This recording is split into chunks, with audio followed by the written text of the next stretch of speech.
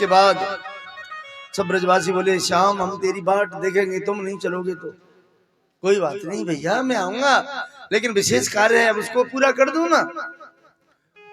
मधुमंगल बोलो हम तो जाने तेरी आदत है ना, वो तो जो चीज अच्छी लग जाए बस, और पीछे की उसे समय भूल जाता है।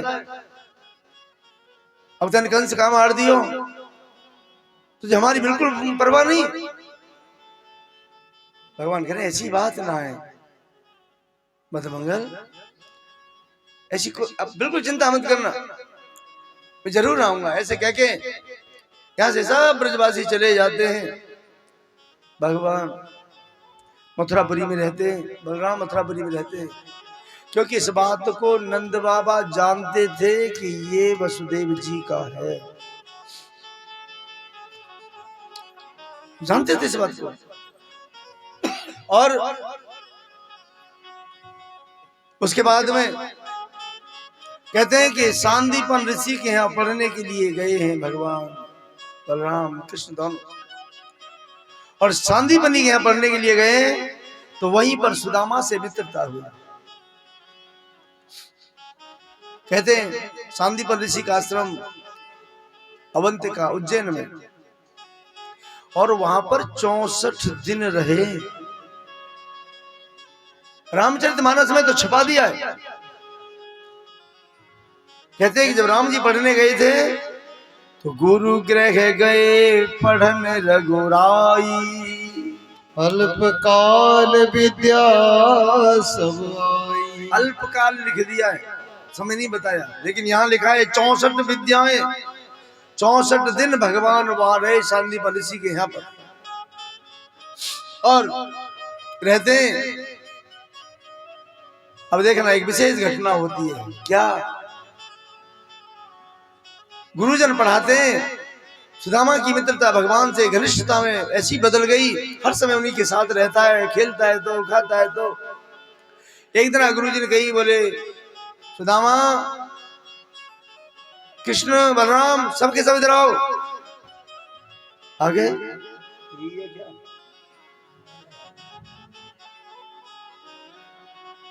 बोले अपना पाठ सुनाओ जो मैंने तुम्हें याद कराया था। देखिए जब इस तरीका से कहा तो सबसे पहले कहा सुदामा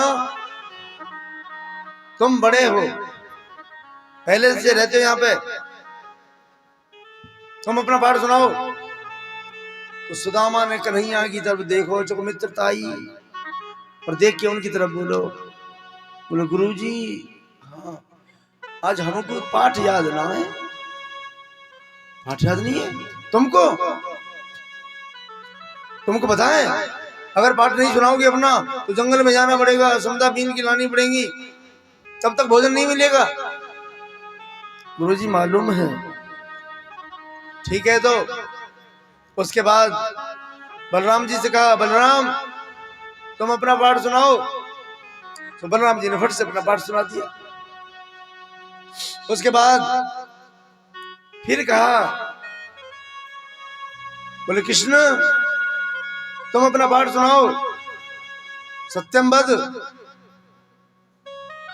अब भगवान बोले, अब थोड़ा ध्यान से सुनियो, भगवान सुदामा की तरफ देखते हैं और गुरुजी से कह रहे हैं गुरुजी आज तो हमें पाठ याद ना है। देखियो जिसकी सांसों से वेद उत्पन्न होते हो, वो मित्र की मित्रता को निभाने के लिए आज कह रहे हैं भगवान कि मुझे पाठ याद नहीं। सांदीपन ऋषि ने कहा अच्छा कृष्ण मैं जानता हूं तुम मित्रता की वजह से झूठ बोल रहे हो, जाओ दोनों को जंगल में जाना पड़ेगा, समता बीन की लानी पड़ेगी, तब तक खाने कुछ नहीं मिलेगा। ऐसे आदेश हो गया। गुरुजी तो चले गए। अब सोचियो गुरु माता ने सोची, बोलिए कृष्ण मैंने सुना है जब ब्रज में रहते थे तो जब इन्हें जोर से भूख लगती तो काई गोपी के घर में घुस जाए, वहीं ते चुरा के खा ले, है ना। ये भूखे नहीं रह सकते, अभी जंगल में जाएंगे कैसे। और ये सुदामा ब्राह्मण है, ब्राह्मणों ज्यादा देर भूखो ना रह सके। ये बता में ब्राह्मण नहायो और गजब ढायो, नहावे के बाद में फिर तो यूं लगेगा कि न खावे को होए तो घर जाए न नहीं हो ना चाय नमकीन भेज दे हो, है ना। ब्राह्मण जब तक संध्या कर रहा है, पूजा कर रहा है, तब तक तो कोई बात नहीं, लेकिन पूजा से उठने के बाद तुरंत उसे कुछ न कुछ चाहिए, तो जठरा की नीति होती है ऐसे। लेकिन चलो अब मैया सोच रही, बोले कैसे के बालक भूखे रहेंगे, तो एक पोटली थी और उसमें से 2 मुट्ठी चना मैया ने लिए और बस बोले सुदामा कृष्ण यहाँ आओ भाई। बोले ये लो एक मुट्ठी चना अपने पल्लू में रखो, बताना मत किसी को, इन्हें खा लेना, पानी पी लेना, भूख सज जाएगी। कृष्ण तुम अपना पल्लू करो। भगवान बोले मैया मेरे तो पल्लू फट रहे हो, एक काम करो सुदामा के मैं धर दो, ये वापस ले लूंगा, मैं मेरे मित्र तो है ही। दे दिया, लेके चल दिए। अब पहुंचे वन में, कछु समेदा बीनी, और बीन के भगवान बोले न्यो बता सुदामा तू मेरे माई देख लो, और गुरुजी तो यूं कह रहे हो गुरुजी हमें पाठ याद ना है, भैया को मतलब का हो नहीं बजत ना है भाव। बोले हाँ और कौन की वजह थे, तेरी बातें ही ऐसी हैं, बातें ही खत्म ना हो हैं, तेरे ऐसी बातों में मैं पाठ याद करना भूल गयो। अच्छा ये बात है। बोले हाँ। भगवान बोले सुन मुझे पाठ याद था, अब सुना दूं।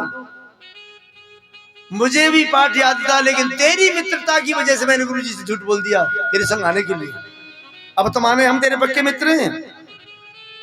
सुदामा बोलो भाई वाकई हमने तो मित्रता निभाई, ये ऐसा मित्र हो तो ऐसा। और ये विचार करियो जाकी सहज श्वास सुतचारी, सोहर पढ़ यह कौतुक भारी। जिसकी सांसों से वेद उत्पन्न हुए हो, वो भी गुरु की शरण में जा रहा है पढ़ने के लिए, क्योंकि बिना गुरु के ज्ञान हो नहीं सकता। चाहे भगवान ही क्यों न हो, वो भी गुरु शरण में जाते हैं। इसलिए जरूर किसी न किसी से अपना गुरु ज्ञान लो और मंत्र जपो, जिससे उद्धार हो। अब तो महाराज दोनों वार्ता कर रहे हैं। सुदामा बोले हाँ कृष्ण आज मान गया, तुम मेरे सच्चे मित्र हो, कभी मुझे अवसर मिलेगा तो मैं इस मित्रता का ऋण जरूर चुकाऊंगा। तुमने मेरी वजह से झूठ बोला है, तुम इधर आए हो। ऐसे बात करते करते और थोड़ी देर में अंधेरों तो भयो और बादल से भये, और बोले भैया वो तो ऐसी लगे सुदामा आंधी में वो आमद दिखे, जल्दी करो।